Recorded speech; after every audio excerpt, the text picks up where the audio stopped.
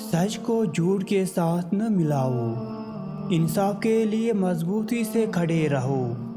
खुदा ने कायनात को माना और मकसद के तहत बनाया। सलाम का जवाब बेहतर अंदाज में दो। खुदा के साथ किसी को शरीक न ठहराओ। उन लोगों की हिमायत या वकील न बने जो अपनी अमानतों में खयानत करते हैं। लीडरों का इंतखाब उनकी काबिलियत की बुनियाद पर करें। ज़रूरतमंद को तलाश करो और उनकी मदद करो। अल्लाह उन लोगों के दिलों में मोहब्बत और प्यार डाल देता है जो उस पर ईमान रखते हैं।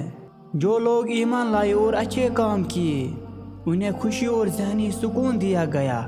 अल्लाह उन लोगों को हिफाजत और अमन फराहम करता है जो उसकी इबादत करते हैं और नेक काम करते हैं।